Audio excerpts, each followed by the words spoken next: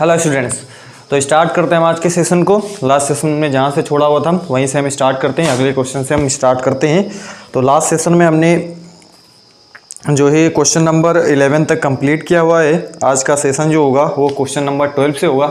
एक बार मैं अब रिपीट करना चाहता हूँ कि इस समय हम unsolved HM publication set number 6 solve कर रहे हैं। सेट नंबर 5 तक जो भी वीडियो सॉल्यूशंस हैं वो चैनल पर अपलोड है, आप जाइए वहाँ से विजिट कीजिए और उसको देखिए, समझिए चीज़ों को। तो हम स्टार्ट करते हैं। क्वेश्चन आज का जो है वो नंबर 12 है और इसको आप समझिए। आधार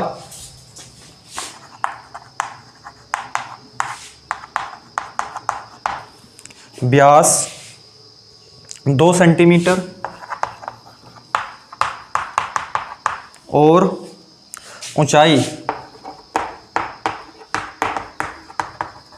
16 सेंटीमीटर वाले धातु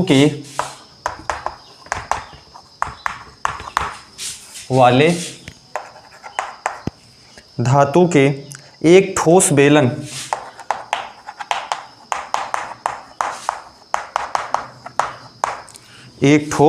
बेलन को पिघलाकर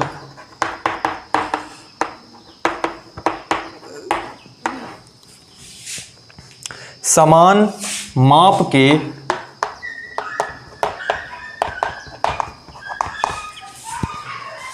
12 ठोस गोले बनाए जाते हैं। 12 ठोस गोले बनाए जाते हैं। प्रत्येक गोले का व्यास है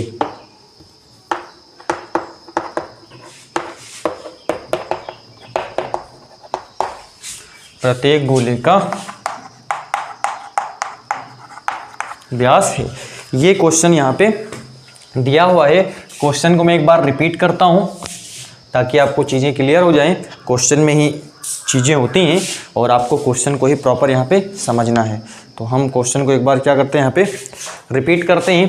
क्वेश्चन में है आधार व्यास 2 सेंटीमीटर और ऊंचाई 16 सेंटीमीटर वाले धातु के एक ठोस बेलन को पिघलाकर, यानी कि एक धातु का एक ठोस बेलन है। आधार का जो व्यास है वहाँ पे कितना है, 2 सेंटीमीटर है। तो आधार की त्रिज्या कितनी हो जाएगी, जो बेलन होता है आधार की त्रिज्या जो होती है वो व्यास की आधी होती है। तो यानी कि 2 सेंटीमीटर अगर व्यास है तो त्रिज्या जो होगी आपके पास कितनी होगी, 1 सेंटीमीटर होगी। इतना आपको क्लियर है।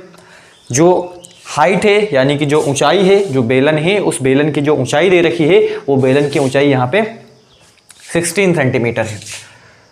उसी ठोस बेलन को आपको क्या करना है, क्या कर दिया यहाँ पे, पिघला दिया गया है। जो ठोस बेलन है उसी ठोस बेलन को, जिस बेलन के आधार का व्यास 2 सेंटीमीटर है, जिस बेलन की ऊंचाई 16 सेंटीमीटर है, ठीक है, तो उसी बेलन को क्या किया गया, यहाँ पे पिघलाया गया है। तो पिघला करके समान माप यानी कि समान माप के 12 ठोस गोले बनाए जाते हैं। यानी कि इसी चीज को पिघला करके जो बेलन है, जिस बेलन की त्रिज्या 1 सेंटीमीटर बोलो या आधार का व्यास 2 सेंटीमीटर बोलो, ऊंचाई जो है 16 सेंटीमीटर है, उसी को पिघला करके 12 ठोस गोले बनाए जाते हैं। यानी कि 12 ठोस गोलों का जो आयतन है वो बराबर है एक बेलन के आयतन का, जिस बेलन की त्रिज्या 1 सेंटीमीटर है और उसकी ऊंचाई 16 सेंटीमीटर है। ये यहाँ पे बात है। क्लियर? इतनी बात आपको क्लियर हो रही है। चलिए यहाँ पे हम देखते हैं बेलन के जो दे रखा उसको हम लिखते हैं। बेलन के आधार का व्यास कितना है, 2 सेंटीमीटर। तो यहाँ पे देखिए बेलन के आधार की त्रिज्या r d/2। एक बार चला गया, r बराबर 1 सेंटीमीटर हो गया। बेलन की ऊंचाई दे रखी है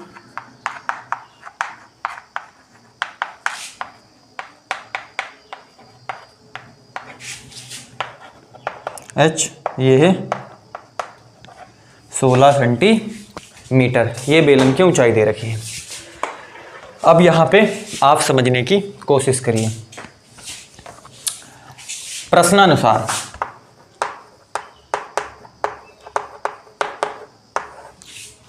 प्रश्नानुसार बेलन का जो आयतन है, बेलन का आयतन है वो 12 गोलों के आयतन के क्या है, बराबर है। यही तो बोला हुआ है ना, वो 12 गोलों के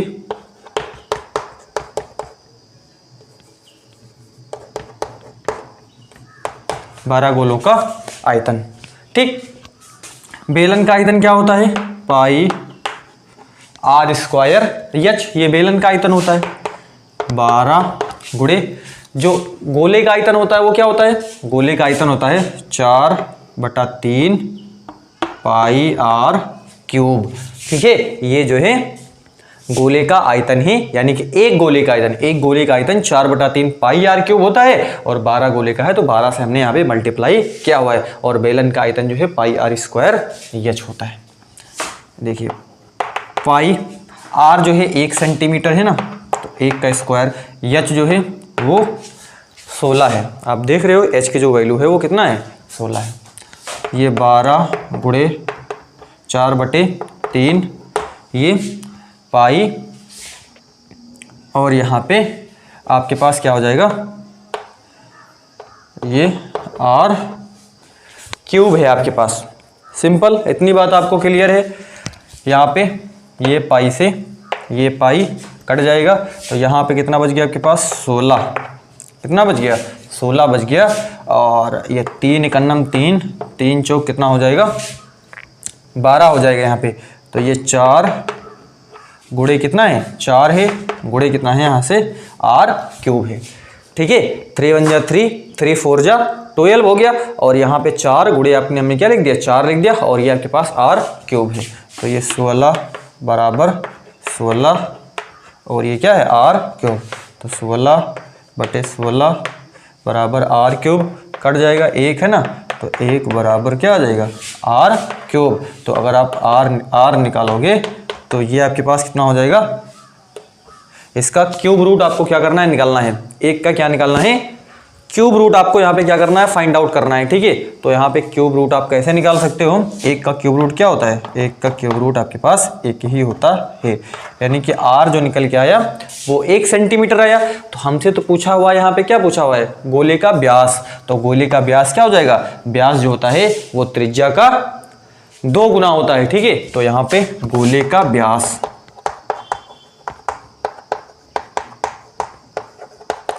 d बराबर 2r, 2 गुणे 1, तो d बराबर 2 सेंटीमीटर। तो उम्मीद करते हैं क्वेश्चन आपको क्लियर हो गया होगा, इसमें आपको किसी प्रकार का कोई डाउट नहीं होगा। यानी कि d की जो वैल्यू है, यहाँ पे जो गोले का व्यास है वो कितना है, 2 सेंटीमीटर निकल करके आता है। नोट कीजिए आप।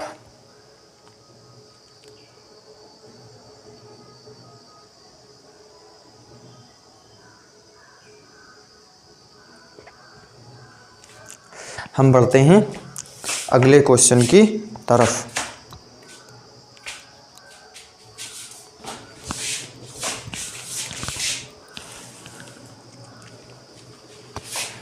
आप इसका स्क्रीनशॉट ले लीजिए।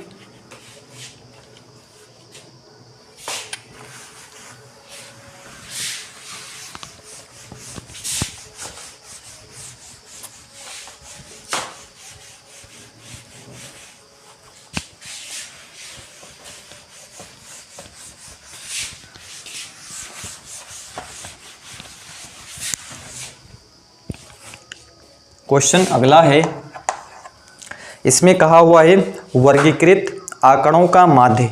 वर्गीकृत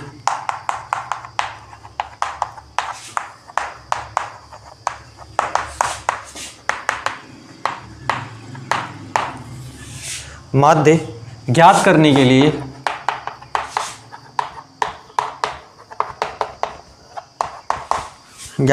के लिए सूत्र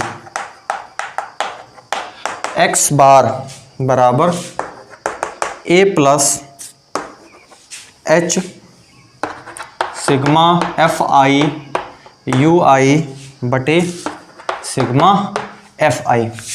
ये यहाँ पे वर्गीकृत आंकड़ों का माध्य ज्ञात करने के लिए आपके पास फार्मूला है x बार बराबर a प्लस एच, और ये गुणा में है, ठीक है, h sigma F I U I बटे सिग्मा एफ आई। इसमें हमसे पूछा हुआ है में यू आई बराबर क्या होता है। तो यू आई बराबर क्या होता है, आपको मालूम है कि इस स्थिति में जो यू आई होता है, ठीक है ना, जो यू आई निकाला जाता है वो यू आई आपके पास क्या होता है, एक्स आई माइनस का ए बटा एच। ये बस इसमें कुछ करना नहीं है, यानी कि अगर आपके पास ये चीज x बार बराबर a plus H sigma F I U I बटे सिग्मा एफ आई, तो जो यू आई यहाँ पे होता है इस स्थिति में जो यू आई का सूत्र होता है वो यू आई बराबर होता है एक्स आई माइनस ए बटा एच, ठीक है। या इसको आप कैपिटल ए भी बोल सकते हो यहाँ पे, ठीक है ना, जैसे कैपिटल है तो यहाँ पे कैपिटल ए भी आप लिख सकते हो, उसकी कोई टेंशन नहीं है। तो उम्मीद करते हैं आपको ये क्लियर हो गया होगा, ठीक है। बढ़ते हैं हम अगले क्वेश्चन। इसमें आपको कुछ नहीं करना था, ठीक है ना, आपको इसमें यू आई बताना था, तो यू आई आपके पास ये होता है, यू आई बराबर आपके पास से एक्स आई माइनस का ए बटे क्या एच, एच आप कैपिटल लिख दो या फिर स्मॉल लिख दो, ठीक है ना, यदि या ए कैपिटल है तो आप यहाँ पे कैपिटल भी लिख सकते हो, सिंपल। बढ़ते हैं हम अगले क्वेश्चन की तरफ।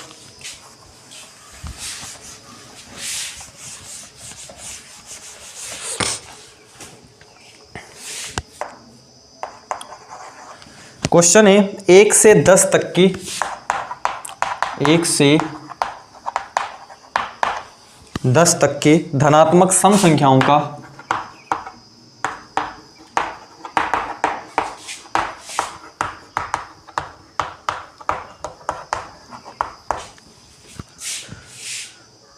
समांतर माध्य होगा।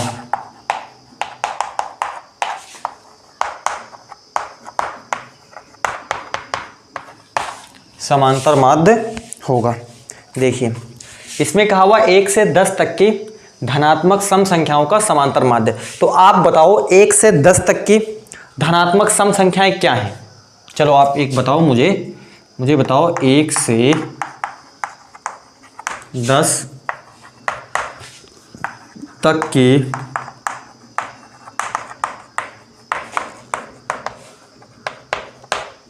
धनात्मक सम संख्याएं 2, 4, 6, 8 और 10।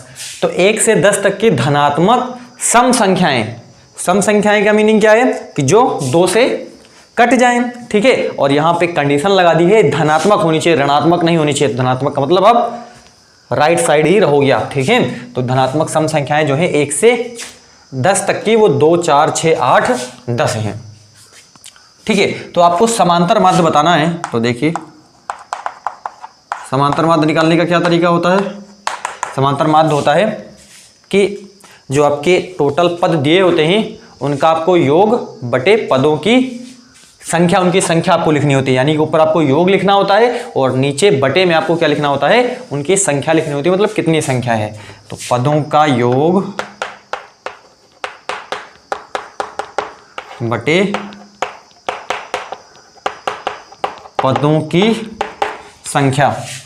तो आप देखिए पदों का योग तो यानी कि 2 + 4 + 6 + 8 + 10 तो कितने हैं, 1, 2, 3, 4, 5। नीचे आपको क्या लिख देना है, 5। सिंपल, इतना क्लियर है। तो यहाँ पे 4, 2, 6, 6, 6, 12, 12, 8, 20, 20, 10, 30। तो कितना हो जाएगा आपके पास, 30 बटे 5। तो 5 × 5, 5 × 6 = 30, ठीक है। तो कितना निकल गया आपके पास, 6 निकल के आ जाता है। यानी कि जो समांतर माध्य है वो 1 से 10 तक की धनात्मक सम संख्याओं का जो समांतर माध्य है वो कितना है, 6 है। क्लियर। तो इस तरीके से इसको हम सॉल्व कर सकते हैं, इसमें आपको किसी प्रकार का कोई डाउट नहीं होना चाहिए। हम बढ़ते हैं अगले क्वेश्चन की तरफ। स्क्रीनशॉट ले लीजिए आप।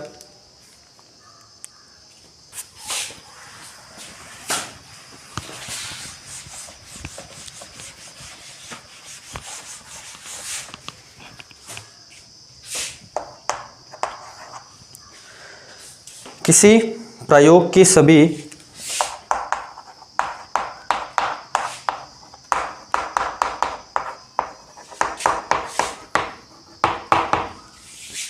सभी प्रारंभिक घटनाओं की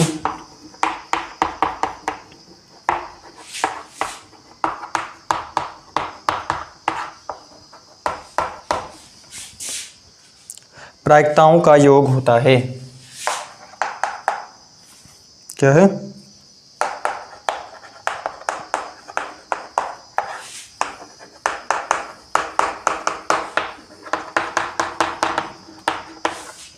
योग होता है। तो ये क्वेश्चन रिपीटेड है, पीछे हमने किसी सेट में आपको इस क्वेश्चन को बताया हुआ है कि आपको इसको सीधे याद रखना है कि किसी प्रयोग की सभी प्रारंभिक घटनाओं की प्रायिकताओं का जो योग होता है वो एक होता है। क्योंकि अगर हम बढ़ते हैं अगले क्वेश्चन की तरफ,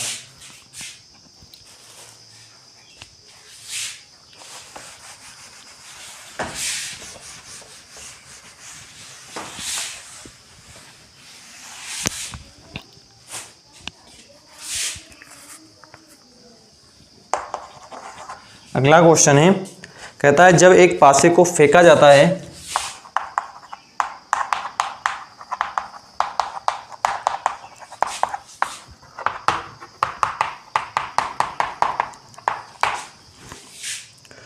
तो 3 से छोटी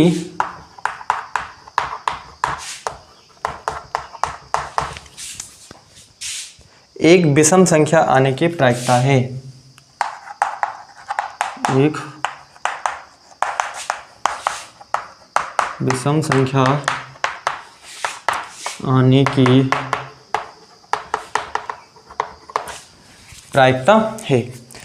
तो जब हम एक पासे को क्या करते हैं, फेंकते हैं, तो कितने संभव परिणाम हो सकते हैं? पासे को फेंकने पर, एक पासे को फेंकने पर संभव परिणाम, ठीक है, संभव परिणाम, क्या संभव परिणाम हो सकते हैं? तो यहाँ पे अगर हम देखें तो क्या हो सकता है, वो 1 हो सकता है, 2, 3, 4, 5, 6, बस 6 हो सकते हैं, ठीक है ना।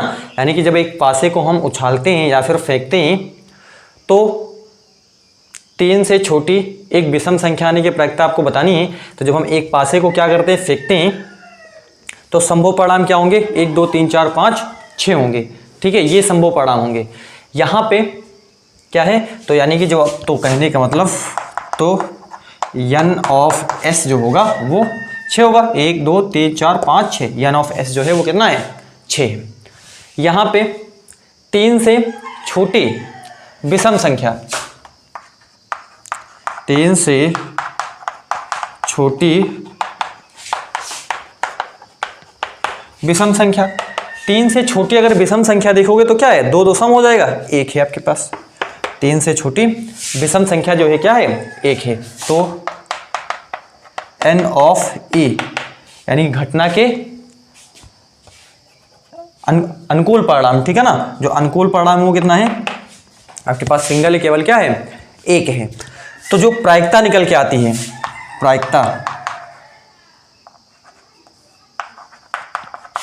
P ऑफ E बराबर n ऑफ E बटे n ऑफ S, ये प्रायिकता का क्या होता है, सूत्र होता है। तो P ऑफ E बराबर n ऑफ E क्या है, 1 है, और n ऑफ S कितना है, 6 है। तो ये देख लो यहाँ पे प्रायिकता निकल के आई है 1/6 है। तो आप कहीं पर भी देखोगे तो जो प्रायिकता निकल के आएगी वो 0 और 1 के बीच में ही निकल के आएगी प्रायिकता, ठीक है ना। तो हम सभी प्रारंभिक जो हमने लास्ट क्वेश्चन हमने देखा हुआ था, प्रयोग की सभी प्रारंभिक घटनाओं की प्रायिकताओं का जो योग होता है वो क्या होता है, 1 होता है, ठीक है। तो उसको हमने वहाँ पे देखा हुआ था। तो यानी कि आपके पास जो मैक्सिमम वैल्यू होती है वो कितनी होती है, 1 होती है, ठीक है ना, उसके बीच में ही आपको निकल करके आएगी प्रायिकता, ठीक है। चलिए अगला क्वेश्चन हम देखते हैं। आप इसका स्क्रीनशॉट लीजिए।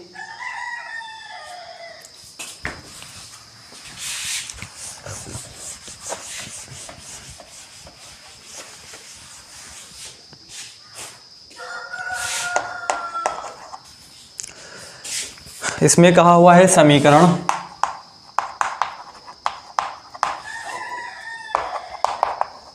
x बराबर a और y बराबर b का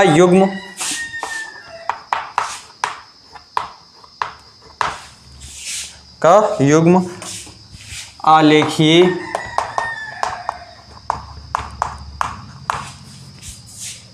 रूप से वे रेखाएं निरूपित करता है।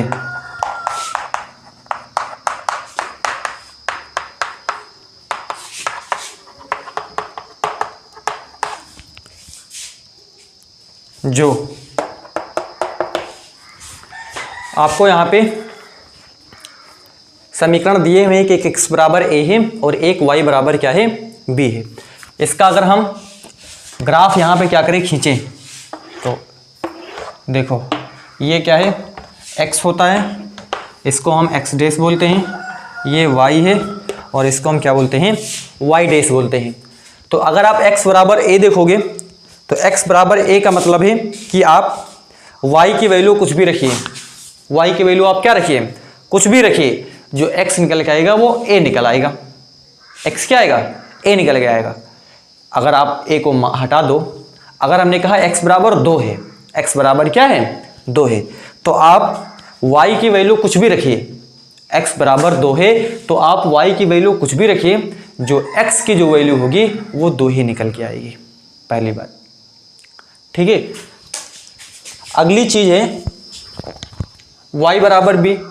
इसमें मतलब है कि आप x की वैल्यू कुछ भी रखिए, x की वैल्यू कुछ भी रखिए, जो y निकल के आएगा वो b निकल के आएगा। अब b हटाइए, हमने बोला y बराबर 3 है तो आप x की वैल्यू कुछ भी रखिए तो y जो निकल के आएगा वो 3 निकल के आएगा। मतलब ग्राफ जो बनेगा, अब आप समझने की कोशिश करिए, x बराबर a है, इसका मतलब है जो ग्राफ बनेगा वो y अक्ष के समांतर बनेगा, और जो y बराबर b है यानी कि यहाँ पे इसका जो ग्राफ बनेगा वो x अक्ष के समांतर बनेगा।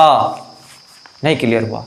अब बोलोगे सर जी ये कैसे, इस तो बोल रहे हो कि x अगर x बराबर a है तो अब बता रहे हो कि y अक्ष के समांतर ग्राफ बनेगा। ये तो x बराबर a है और y बराबर b है, इसका मतलब है कि यहाँ पे जो ग्राफ बनेगा वो x अक्ष के समांतर बनेगा, लेकिन ये तो y है, इसको तो y के बनना चाहिए ना।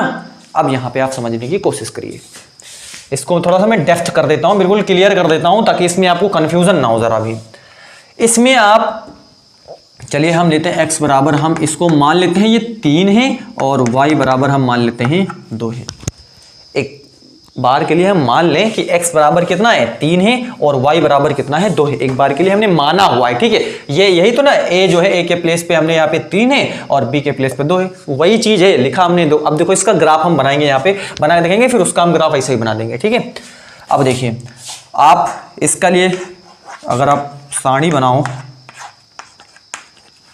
इसमें आप y की वैल्यू 0 तो x की वैल्यू 3, y की वैल्यू 1 x की वैल्यू 3, आप कुछ भी रखो, 2 रखो तो 3, ये हो गया। फिर आप एक दूसरे वाले के लिए बनाओ ये चीज़, ठीक है। आप x की वैल्यू 0 तो y की वैल्यू 2, x की वैल्यू 1 तो y की वैल्यू 2, x की वैल्यू 2 तो y की वैल्यू 2, ठीक है। आप x कुछ भी रखियो, इसमें y जो है वो 2 निकल के आएगा। अब यहाँ पे हम इसका दिखा देते हैं आपको बना करके, 1 2 3 4, 1 2 3 4, 1 2 3 4, 1 2 3 4, 1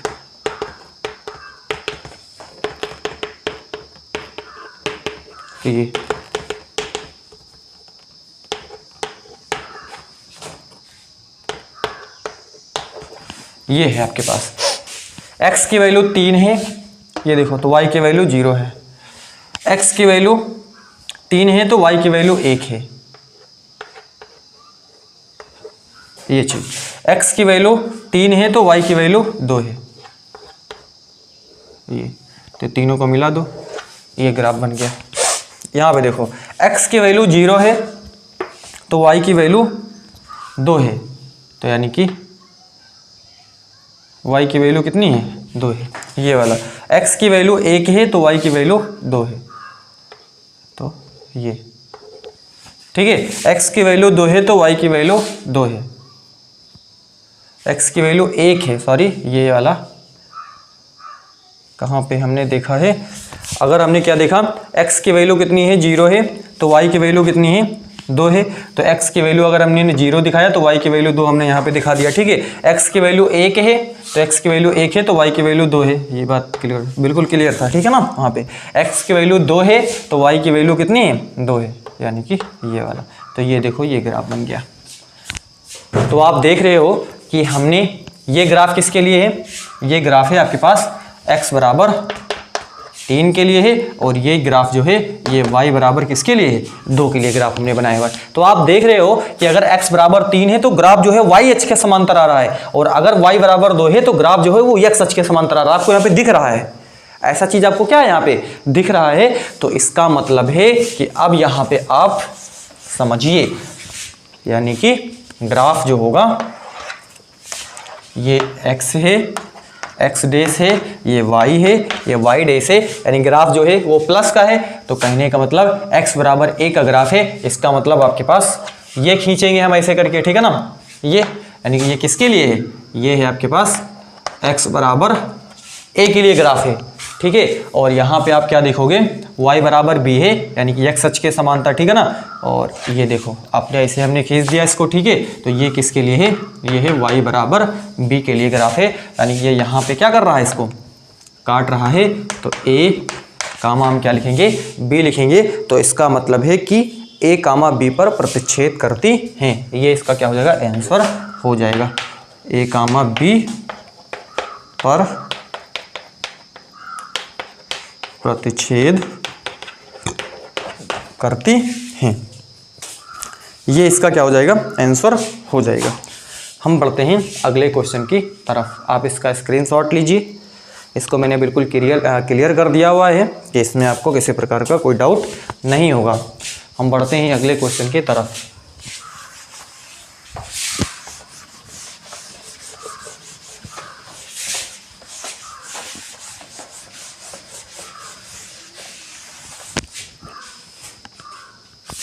अगला क्वेश्चन है, इसमें कहा हुआ है कि त्रिभुजों ABC और DEF में,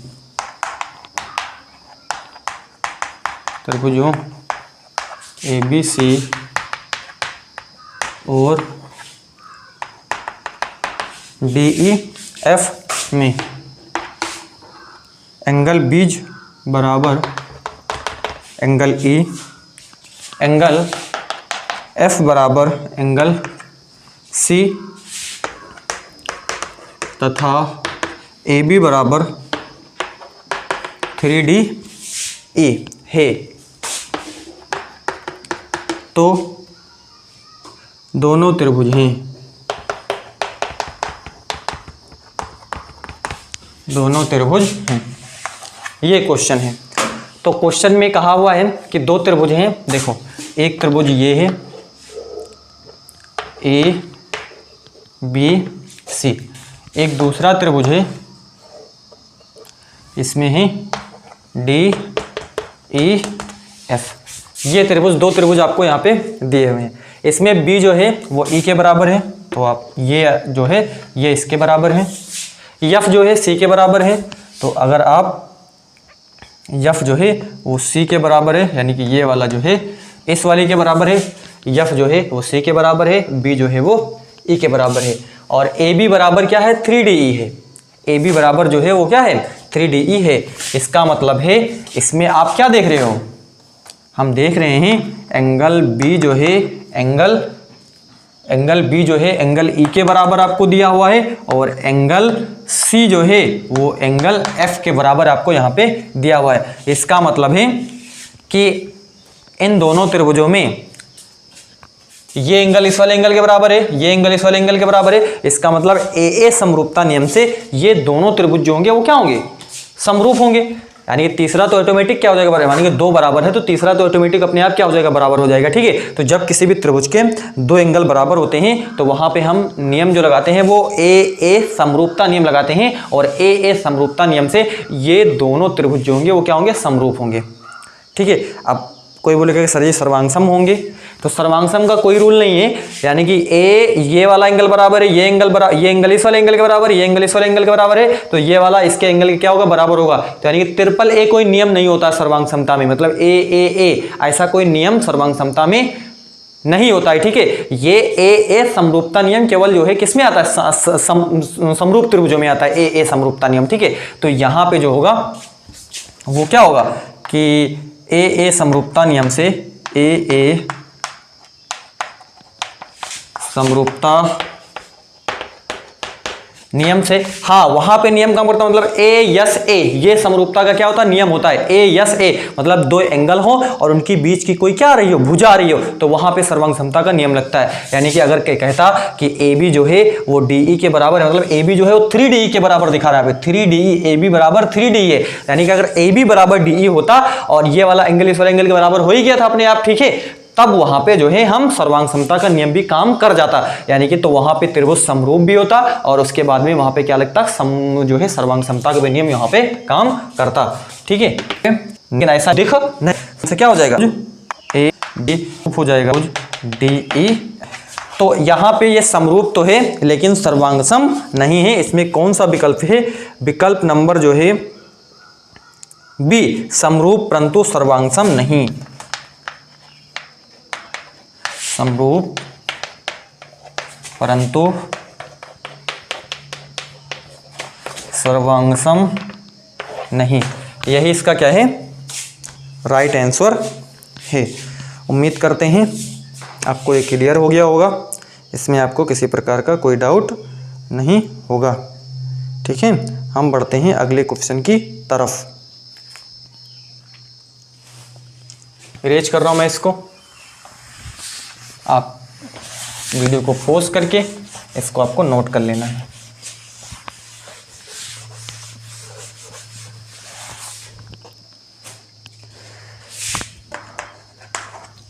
क्वेश्चन है, कहता है यदि ए तथा यदि ए तथा 18 का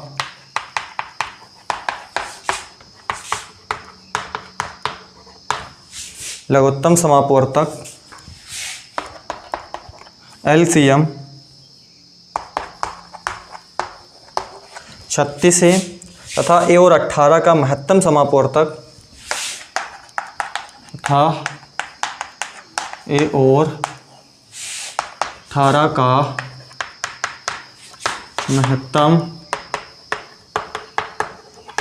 महत्तम समापवर्तक